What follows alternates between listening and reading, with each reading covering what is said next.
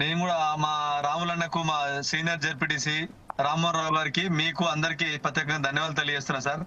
ఏదైతే మనం చూస్తా ఉన్న వాస్తవానికి ప్రభుత్వం ఎలక్షన్ ఆపాలి, ఏదో ఎలక్షన్ ల మైనస్ ఉందనే ఉద్దేశం కాదు సార్. బీసీ రిజర్వేషన్ అనేది చరిత్ర 42% అనేది ఇప్పటిదాకా ఏ ముఖ్యమంత్రి ధైర్యం చేసి ఆ బీసీ రిజర్వేషన్ బిల్లు కానీ ఈ కుటుంబ సమగ్ర సర్వే అనేది ఇప్పటిదాకా ఎవరు స్టార్ట్ చేయలేదు.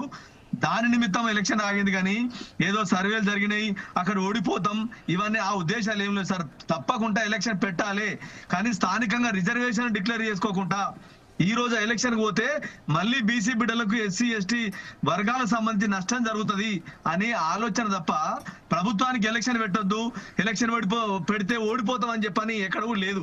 ప్రజలు ఆలోచన చేసే కాంగ్రెస్ పార్టీకి పట్టం కట్టిండ్రు. ప్రజలు ఆలోచన చేసే గతంలో కేసీఆర్ గ్రామ పంచాయతీలు నిర్వీర్యం చేసి ఇలా సర్పంచులకు చేసిన పనులకు బిల్లులు ఇవ్వకుండా, గ్రామ పంచాయతీ జీతాలు ఇవ్వలేకుండా ఎప్పుడు నెలలో 4-5 సార్లు ఫ్రీజింగ్ పెట్టి పరిపాలన అస్తవ్యస్తం చేసిండ్రు.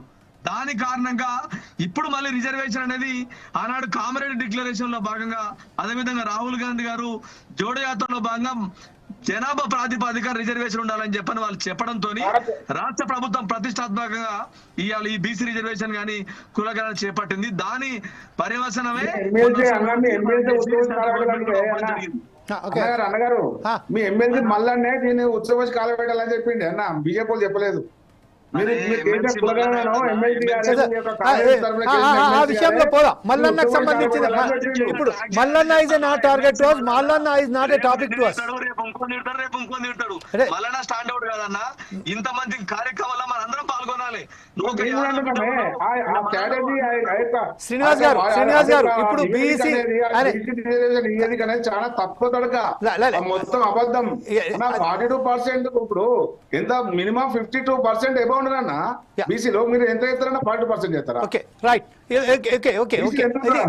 బీసీ తీర్మాన్ మల్లన్న ఏమన్నా అది ఈ విషయంలో ఇక్కడ ప్రస్తుతం ఈ విషయంలో మనం అతని పేరు కూడా ప్రస్తావనకు తీసుకురావాల్సిన ఆవశ్యకత లేదు.